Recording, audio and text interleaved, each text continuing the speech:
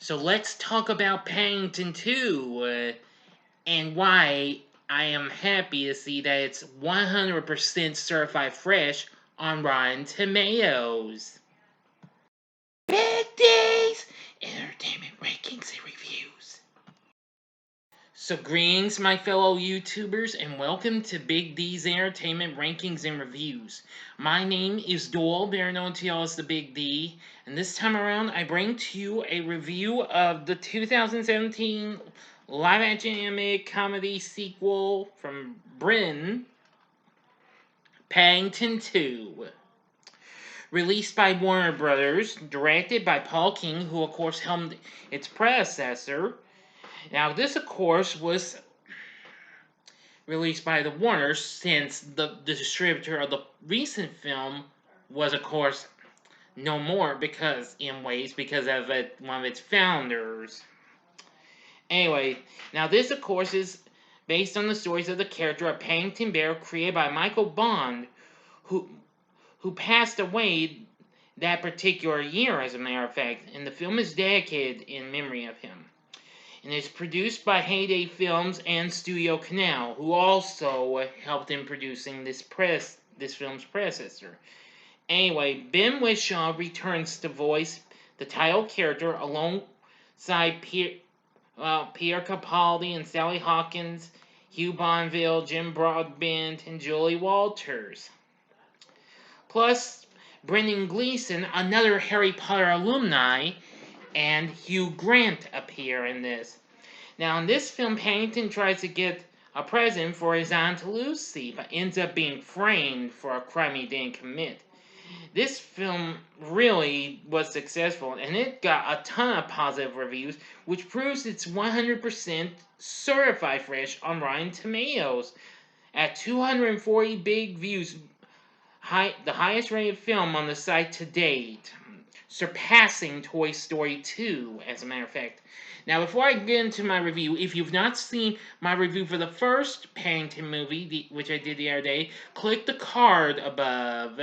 I'll give you a few seconds, and then I'm going on with the review, okay? So, here we go. Okay, I hope that's a few seconds, even though I was talking a little bit. But now, if you've seen it, which I can see a lot of y'all have already checked it out, thank you. So, let's get into our story. Anyway, Paddington, having settled with the Brown family in Windsor Gardens, has become popular in his community, offering people emotional support in various ways. So, he decides to purchase a unique pop-up book of London from Mr. Gruber's antique shop for his Aunt Lucy's 100th birthday. Paddington performs several odd jobs and saves his wages. But unfortunately, one night, the book is stolen. Paddington gives chase, but the thief escapes, and Paddington is caught in the act, framed and arrested. Although Gruber and the Browns don't believe that Paddington stole the book, with no evidence that the thief even existed, Paddington is convicted and sent to prison. The thief returns to his home and is revealed to be Phoenix Buchanan, an egotistical ex-actor who lives near the Browns.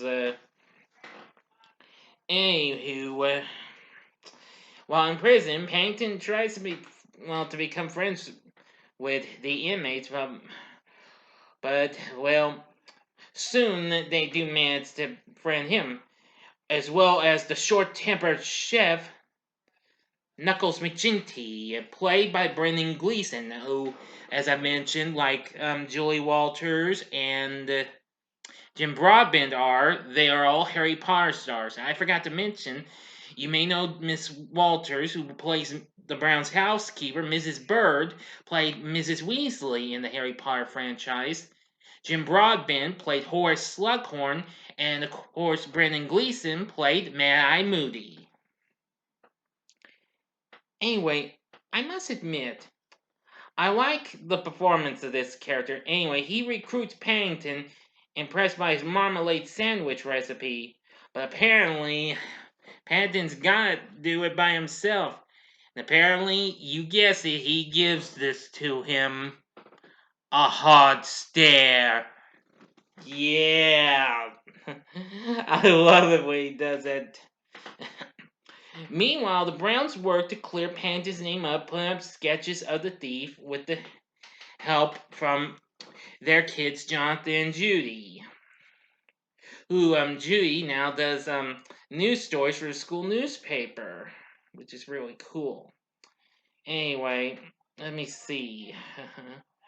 Now, Buchanan uses the book to locate a series of clues within London's famous landmarks, which he believes will unveil the location of a secret treasure.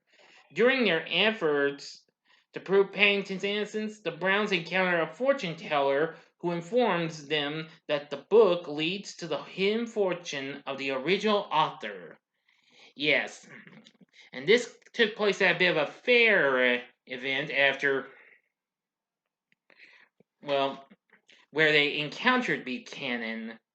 Apparently, Paddington was trying to raise a lot of money, even from once he tried to do be a barber and accidentally cuts off, well, shaves off the back side, well, bit of the backside of an old man's hair who happens to be the judge. And he tries to put the hair back on with marmalade, which that's a very funny part. With Paddington inside, the prison is a much livelier place. Once Paddington unfortunately puts a red sock into the prison uniforms, well, set you the washing machine, and it turns everything pink. Really funny. Anyway, Paddington struggles to remain positive when the Browns are unable to prove his innocence, but they keep hunting, becoming convinced that Buchanan is the culprit. The Browns look for the stolen book inside his house.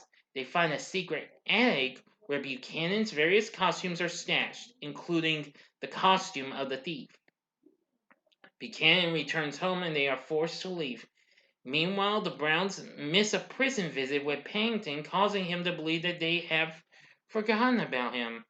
Soon, Paddington joins Knuckles along with two other convicts, Phibbs, and spelled with a PH, and Spoon in a prison break, who promise to aid in proving his innocence, but promptly abandon the idea in order to leave the country.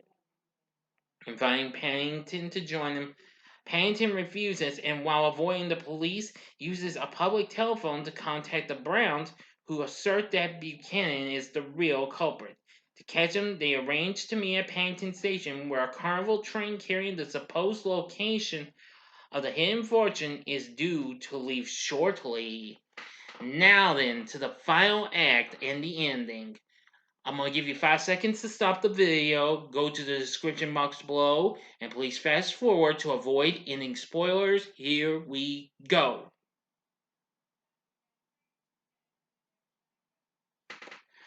Okay, you've been warned. Paddington reaches the station and boards the train just as it leaves. The Browns pursue on a LNER Peppercorn Class A1 at the opposite platform. When caught up, Henry, along with Judy and Mrs. Bird, board the other train and confront Buchanan, who overwhelms him and makes good on his initial escape. Paddington is left stranded in the train's rear carriage, the coupling of which Buchanan severs, leaving it to crash into a nearby river. Mary, Mrs. Brown, that's TL, tries to rescue Paddington but struggles to open the locked carriage. She is soon assisted by Knuckles and the other inmates, who have had a change of heart and decide to help Paddington as promised. Eventually, Henry knocks out Buchanan just as he tries to access the so-called treasure, and Buchanan is arrested. Paddington, now declared innocent, becomes very ill after the events, slipping into a 3-day coma and waking up on Aunt Lucy's birthday.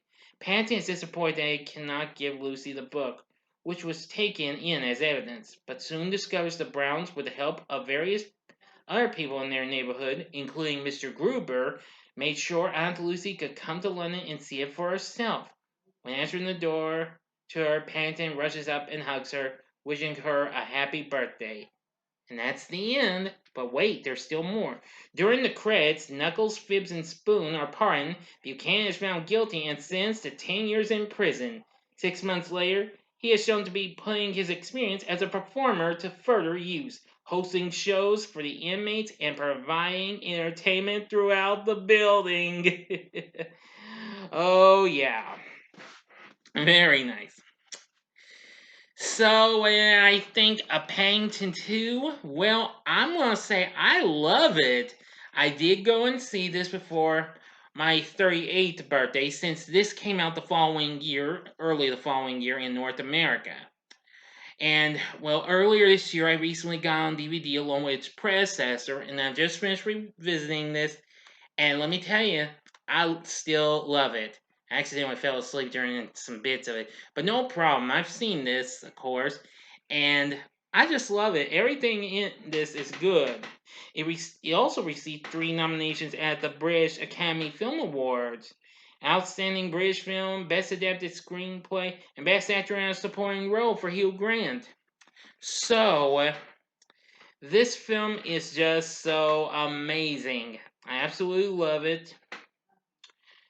And well, let me see. Yeah. Dario Marinelli did the score for this, which was really good. And again, Ben Wishaw once again does a great performance as Paddington. Let's see. Everyone else was absolutely great. Hugh Bonneville, Sally Hawkins, Brendan Gleeson, Julie Walters, Jim Broadbent, Pierre Capaldi, who once again plays Mr. Curry. I'm sorry I didn't bring him out. He was kind of like a patrolman or something like that. Not an actual policeman or what have you. But he's just a little more plum cuckoo in ways. Especially once Paddington, he hears of Paddington's escape. Oh boy. And Paul King's directing was real good. I just think everything was good. So I don't need to answer the question. I'm gonna say most definitely you need to check out Paddington 2. Get this. Check it out. You won't be disappointed. I think you'll love this just as much as its predecessor. I know I did. Great directing, great story, great cast, etc., etc., etc., etc. So anyway, now what are your thoughts on Paddington 2? Please tell me in the comments section below. And if you like this video, click the like button below, subscribe to my channel as well, and be a part of the Big D Nation. Alright, now before I go finish, now there is to be a third one, but it's not been developed though. But discussions about locations, ideas, and scenes had begun since it had been mentioned in, well, right when the film was released in the UK. Now, well, about a year later, David Heyman noted that a third film was likely to happen, but that Paul King would not be back to direct, though he would still be involved in a prominent creative capacity. So we'll see what happens. Anyway, I will tell you this, that if you did enjoy this, just again click the like button. But anyway, join me next time when I bring to you a review of another popular character, Popeye. And actually, it seems I'm going to be reviewing this movie just a month before its 40th anniversary. Isn't that something? Okay, thank you very much for watching, and if you like this, you may want to check out these other fun-filled vids if you'd like. And you can check out these other 100% certified fresh Rotten Tomatoes movies. The first and second Toy Story movies in the upper left-hand corner and upper right-hand corner.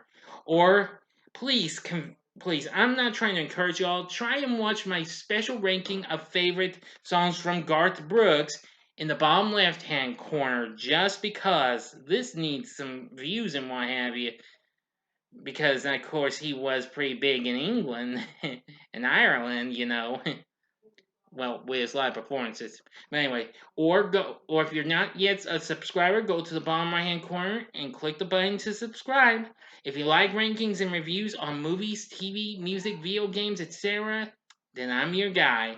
Thanks for watching my review of Paddington 2. Until next time, I'm the Big D saying, see ya.